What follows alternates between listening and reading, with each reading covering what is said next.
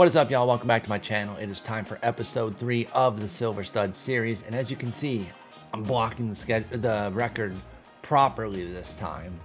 Last time I moved my camera to block the top bar, and the record was right was right there on the left side of the screen like an idiot. In fact, we are into the midst of July here. This is on Thursday afternoon, and I've been canceling the auto download just to kind of show you guys how everything ended up, because I have a lot of exciting things to share with how June went. So I'll move over here and I'll just show you that we are 52-29. We are in first. We are on a 12-game winning streak. It's popping off. Everything is going crazy right now. Let's go over here to the info. You can see that we went, I guess, I think there was one June game that funneled over into the May day. So then there'd be 20-4 plus the extra 2. So we were 22-4 since we last talked. Just absolutely bananas. As you can see here, the offense is absurd. And now the pitching is starting to get on track with a lot of single-digit ranks here. Bullpen ERA is still running a little high, a few too many homers, but everything else is working out. Now even the defense is looking sharp. There's so much to be happy about. So let's just dive in. Let's take a look at the offense here. And you can see that Roseboro has really taken over the catching duty there from Rosart. They're still playing about equally because I do love the defense that Rosart brings. I can't quite quit him, but Roseboro's offense has just been incredible. He's even killing lefties to the point where it's still a small sample, but I'm getting him more and more playing time against lefties. It's down to the point where now Rosar is actually mixing in every third game. I think I did that last episode though. Joe Rudy has really taken off. I believe he's in contention for an all-star spot now. 14 homers, tied for the team lead. 981 OPS has been fantastic. He's been a monster. Second base is still a little bit of a problem, and you can see here that you look up here, you see Sol White, Oliver Marcel. You don't see Walter Kennedy. We had to move on from him. He's just not making the grade. So if you look down here, you will see that Pete Rose is in the cut now. And he's only played 2 games, but he's gone 3 for 8 with a double, couple runs, already making his mark. So I went ahead and copped the Pete Rose, putting him at second. Sol White still mixing in every third game. Maybe that's too much, although he's been fine. I mean, he's been above average against righties, so I still want him getting in the mix here and there. But if Pete Rose is just incredible, I'll probably end up starting him more full-time, and then Sol White will be a true backup. Brooks Robinson doing his thing. Great offense, great defense. Steady Eddie, basically. John Beckwith's been our shortstop. Now, this is another problem that we could probably start to address soon. We'll see how it goes. In fact, during this episode, I will update and see where we are in the afternoon of Thursday, because it will have several games played at that point. I got my smoothie here that I'm gonna be sipping on a little bit, if you will pardon me. So you know, 704 OPS is not very good. Let's see what his defense is at. He's actually played more first base, but his shortstop defense is not bad. We're okay with that. I don't see anything there that says, like, I have to get him out. I do wonder if maybe Sol White will start to get some opportunities at short, though. Marcel is just really not making the grade offensively. Where's his defense at? His defense is solid, too. So we've got some options there. Basically, if we're getting good defense from short, I'm not as concerned about the offense. I will live with a little bit lesser offense because we're getting so much offense everywhere else. The outfield is the star of the team. They're the collective star. Now, looks like Lorenzo Cain hit the skids a little bit with his offense. Let's check his splits. Yeah, he was pretty mediocre in June, but I still love that he's striking out and walking at a damn near equal clip. Although 60% strikeout rate, can't have that one game. I imagine his fielding's been sharp as well, unsurprisingly there, and that's going to help keep him in. Again, I can afford lesser offense at the key defensive positions, such as center field, short, and catcher, as long as the rest of the offense is kind of picking them up. And that is what we're seeing here in the outfield. Kyle Tucker has to be in the mix for a potential all-star bid himself. He's got a 904 OPS, approaching 2 WAR already. Just having a full-scale quality season, the way he is in real life, you know, fully breaking out. Alex Kirilloff, speaking of real life, unfortunately is going to have wrist surgery. His season is over, but not for us. He's been incredible. Arguably our best player, 2.3 WAR, 1067 OPS, easily the team lead. He's even running a bit, 5 for 7 on the bases. He's tied with Rudy for the 14 home run lead. He's been amazing. I cannot say a bad thing about what Kirilloff's doing. He's even doing some things against lefties here to where I feel like I can trust him more and more on the left side. He's actually the starting DH at this point. Tucker pops in every once in a while. In fact, Tucker has a heavy platoon. That's why he's not starting against lefties, but he mixes in a little bit in left, a little bit at DH. I still want to keep it going just to see, you know, I don't want to be like they do in real life too often where they just don't let the lefty ever face lefties. Not that there's development to be had. This isn't like an offline franchise where a guy can develop, but I don't want to fully give up on the fact that he could hit lefties. Like this rating set is not terrible. He shouldn't be worthless against lefties. So he'll mix in here and there, but for the most part, he's sitting against lefties in favor of Raines and Kirilloff there. And then Rios, Alex Rios, also got to be in the mix for an all-star bid. He's got 8 homers, 18 steals. So if you have him in fantasy, he's killing it. If you're playing a fantasy league based off of my Silver Studs season, I'm impressed. It's a little weird, but I'm impressed. Well done. I hope your team's doing well. 328, 370, 530. Just excellent stuff. Not striking out much. Not a huge walk guy, but that's okay. I don't need... I like guys who can take walks, but it's less necessary if you're not striking out. You know, I don't want just walks for the sake of getting walks. Usually it's going to be if you're going to have a high power offense that is going to also strike out a ton, then you want to make sure that the walks kind of counterbalance that. Well, we don't strike out much at all, so the fact that we don't walk too much doesn't really bother me. I'm totally fine with it. So that's the offense. They've been fantastic. I have no real complaints anywhere. Sort by WAR here. We have 3 guys over 2 WAR. You can basically round these 3 up to 2 WAR. A couple other guys there right around 1. And then, you know, these guys kind of doing their own thing, like Raines and Rose. Obviously, I'm not judging them. They have hardly any playing time. Beckwith, mostly defense, kind of carrying his WAR. But the bottom line is success. Well, a lot of success.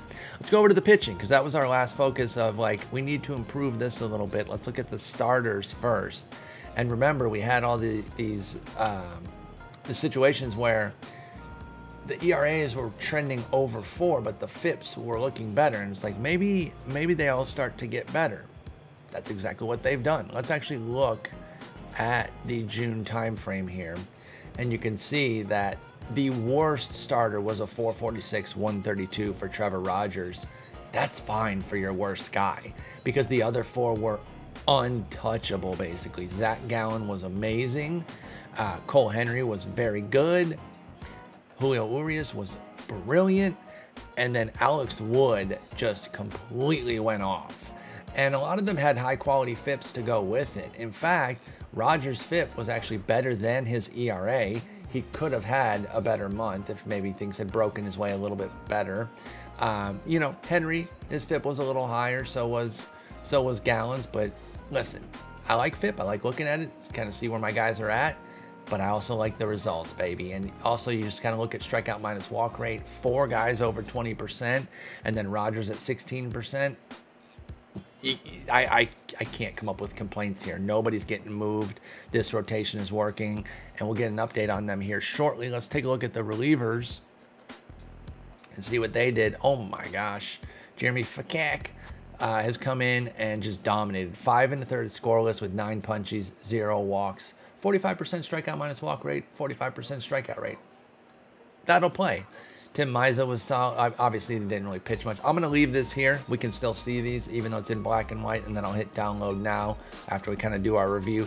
The only reliever that didn't do well last month from a skills standpoint was Kevin Rogers, who had just a 6% strikeout minus walk. That's bad. It's very bad. Too many walks, but 3 ERA and 111 whip. So he outran the struggles that he had because he generated a 208 BABIP, which really helped him survive.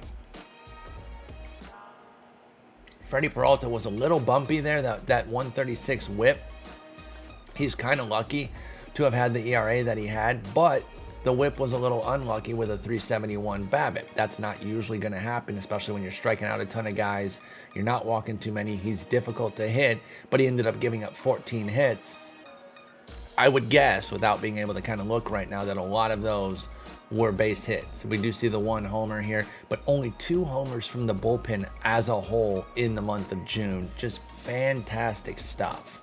And this is SDMD, that's shutdowns and meltdowns. It's basically a more nuanced stat. Instead of looking at like saves and blown saves or whatever, and saves and holds, shutdowns and meltdowns, much better stat to get an idea of what relievers are doing. In fact, let me go to Fangraphs real quick and get some loose definitions of those, because I know in my mind kind of like what they're outlining, but if somebody said, well, what's the definition? I don't have it. So I want to get you guys what the definition is. So it's basically, it's related to win probability added. And basically, if you add 0.06 or more, then you got a shutdown because you were good enough to ensure that you added to the bottom line of possibly winning. If you had a win probability added of minus 0.6 or worse, then you melted down. And basically, win probability added, of course, is a measure of how much the team's win expectancy changes when you were pitching. So if you enter, and this is the example they gave, if you enter with a win expectancy of 84% and you exit the game with a win expectancy of 94%, then you added 0.10 win probability added. That's a shutdown, right? And then obviously vice versa would be minus 0.10, and that would be a meltdown. So I like that better. I still have saves here. We're still checking out saves, but I really like focusing on shutdowns and meltdowns. And as you can see, only 3 meltdowns from our relievers last month. Just excellent work. So let's download the latest, and we're going to go from like July 3rd probably to like the middle of the month here. It's going to be a good, healthy bit. Let's see where we're at. I want to see how long that win streak went to. I just really wanted to show you guys the win 12. And obviously, I figured we'd lose at some point in the interim there, and I couldn't film last night. So we won, I think it was July 3rd. So I think we only won 1 more. Then we lost, win, lost, win. And now a 4-game winning streak that we're on now. So we're still continuing to perform well. We're 9-2 in the month. Things just continue to go well for this ball club. Let's go back over to the pitching real quick. And let's take off the split and just look at the composite here. Let's go back to the relievers. I wanted to get a little bit more detail on what the relievers are doing. Sort by strikeout minus walk. We still see Kevin Rogers. Now, this is a surprise to me. You know, I really expected him to be one of the best relievers that we would have, and he's just been kind of having a tough season relative to what his ratings would normally generate. You're still looking at 263 FIP, and you're very happy with that. Even the 338 ERA, I'm not mad about it. I'm not taking him out of a key position. I'm still going to let him be here, but I think I'm going to take him out of a little bit of high leverage. I'm going to go middle relief for his secondary. I think that's the right move. And then let's see just for this month real quick what's been popping off with some guys. It's going to be tiny samples because it's relievers and it's a small part. It's only July 13th. So sort by innings real quick. And we see, okay, guys have been doing pretty well again. Peralta sputtering again though. Maybe that little FIP issue that he had last month was indicative of things to come. Wait, did he have a bad FIP? Hang on, I might be making things up. Okay, I can't click. I'm so bad at clicking sometimes because I try to go too fast. Peralta. No, he had a 297 FIP. No, it was the whip that was bad. Never mind. And I actually thought it would smooth out because of the BABIP being so high, but he's actually kind of stayed a little bumpy. Let's take a look at the game log because it's 5 innings. I don't want to overreact. In July, Well, and plus, this July 2nd, already counted from what we were looking at. So since the download, it's 1 clean outing and then 2 bumpy ones. So a little bit rough, but I'm not making a move. Like, he's still going to be our stopper. He's still our go-to reliever. I still want him pitching plenty. And that's all there is to it right now. I'm not going to be overly concerned. Don't forget, John King has so many innings because he did start a few games. I don't know. And he also has a lot of stamina, so he pitches multiple inning relief outings, and he's been very good. In fact, he went on a, wow, how many is this? 1, 2, 3, 4. Well, hang on. Let me make this easier. He has 18 outings. 2 of them are starts. So we're going back here. These are the 2 starts. And then, so that's 16 outings left. And then these 3 here, so that's 13. So an 11 outing scoreless streak. Yeah, it took me that long to figure that out. Guys, I'm stupid, okay? You have to bear with me. I'm a dumb idiot. But John King's been a bright spot here. I wasn't sure how he would do in the bullpen. He actually has a higher whip than ERA, which the ERA obviously is running pretty hot. But I'll take a 113 whip, even if it came with like a 311 ERA. I wouldn't be upset. I like where he's at. I wish he struck out more guys, but that's not his game. So the expectation shouldn't be there. I like that he keeps the ball in the yard, and he generally doesn't walk too many guys. So he's solid. And then Tepera has been badass. Really love what he's doing. Same with Josh Taylor. Talked about Rogers already. Tim Maiza has been a lefty specialist extraordinaire. They are doing nothing against him. Righties aren't really doing much ERA-wise, but that whip says that they'll get him if he faces too many. I know he's going to have to face some, but he's in there to destroy lefties, and that's what he's been doing. Our most recent pickup is Jeremy Fakak, and I always want to say Fakak because I don't know. I don't know why it makes me want to say that, but that's how I want to say it. Jeremy Fakak has no walks so far in 7 2. There's no runs allowed either. He's been a monster. That's why he's got the use more often and the high leverage. He needs to be in there making noise. And then the rotation now, everybody's under a 4 ERA. They've just been cooking. And look, I know we're in rookie league here, so I don't want to overrate this and be like, oh, this team's unbelievable. They can't be touched. We're going to win everything. No, it's not going to be like that. But I love the start that we're off to here in this Silver Series setup. I remember at the very beginning, we went 10-17 in the first month. So I was like, we're going to kind of forego this first season here because I didn't create the team on the weekend and I'm an idiot. And then because it was 10-16 in April plus 1 extra game in May, since then we're out of our minds. I mean, since then we're 49 and 16. No, 49 and 14. Filthy. Absolutely filthy. Love it. Let's take a look at the offense real quick. And then I actually have to wrap up this one a little bit sooner. Pardon me, I'm at a little bit of a time crunch. But we will take a look here. In July, the catcher situation continues to further. I'm going to push it to if starter's tired. Buddy, I can't justify giving you too many starts. I still love the plate skills. The BABIP's running low, too. It still tells me that he could rebound. But I just don't want to force it because I don't need to with Roseboro. I still have him as a defensive sub. He should still get in here and there. But by and large, I think that Roseboro needs to be playing a larger share at this point. His offense has been fantastic. While he's not an elite defender, he's not a terrible one either. And I just can't deny what he's doing with the bat. He's been fantastic. Rudy's sputtering a little bit. A few guys not doing so well, but that's okay. Oh, it looks like we're running into a lot of lefties because Tim Raines has 7 games played, and he only starts against lefties. So there's that. Oh, I want to see how's Rose doing.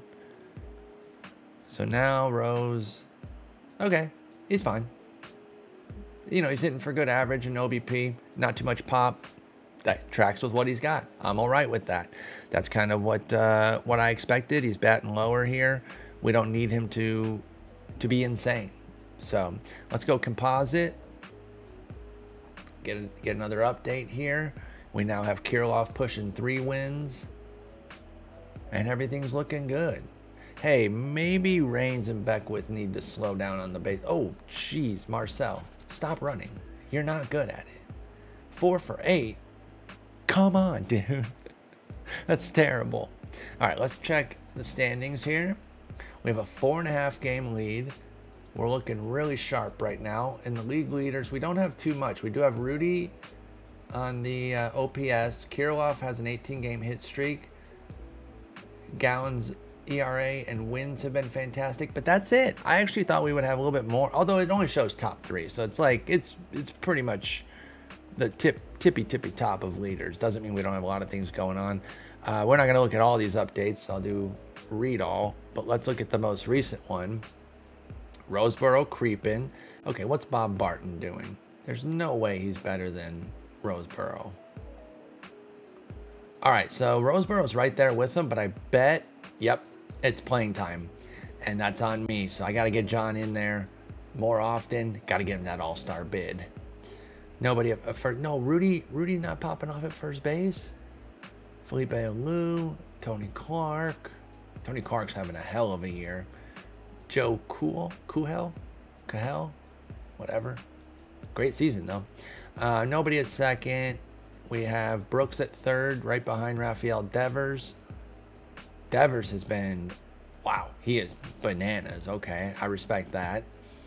You know, Brooks is doing his thing, but Devers' offense is just another level.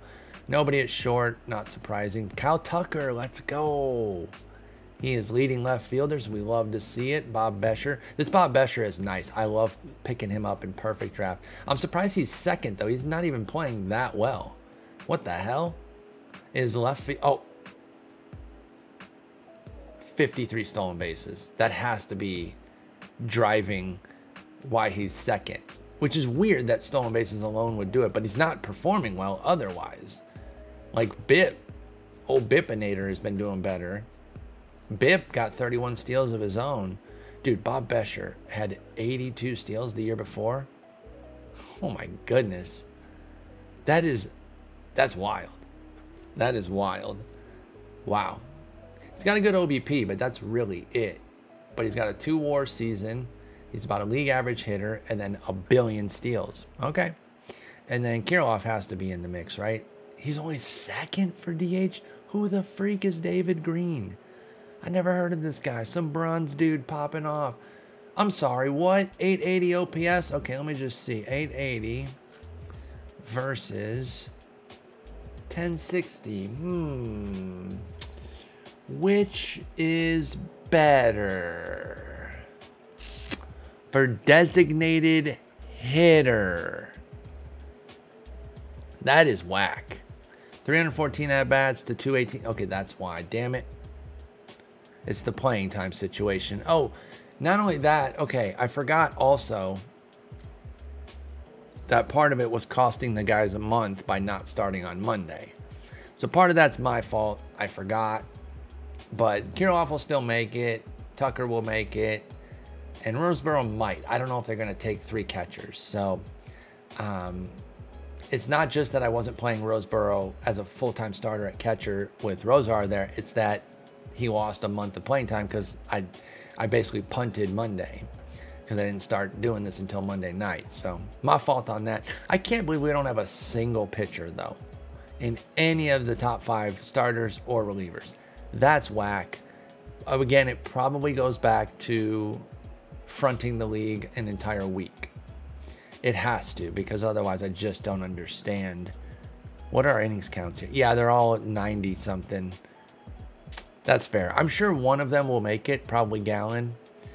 But that is kind of a bummer. Just imagine where we might be if I had started this on Monday. Like, and gotten the full season. Now, I think we'd have like 5 or 6 All-Stars. But that's okay. We'll be all right. We'll see what we get. The All-Star game has to be coming up, right? Let's see. Yep, in about a week. So they'll get a little bit more playing time to see if they can get in the mix. And then we'll finish up the month. There is no trade deadline. Sometimes I treat the trade deadline, you know, I'll like go into the market and get some reinforcements and treat that as like the trade deadline. But we're not going to, I don't think we're going to do that. We don't really have to make any moves. Buck Congleton is the leading vote getter. He's been fantastic. Holy Moses. Okay, this is an interesting card. I'm unfamiliar with this card, but I love this. Obviously can't play on our team here with all silvers, but I'm going to keep an eye out for him in Perfect Draft for sure. But that's going to wrap it up. That's the update. We are in the middle of July. We're tearing it up. Be back probably on Friday afternoon, I believe, with an update as we head into August. And unless we get another big win streak, I won't hold off the download like that. So I guess if you see the auto download canceled, then you'll know that I'm waiting to show you guys a big win streak. But anyway, thank you all so much for watching. I've been really enjoying this series, and I hope you guys are enjoying watching it. Thank you.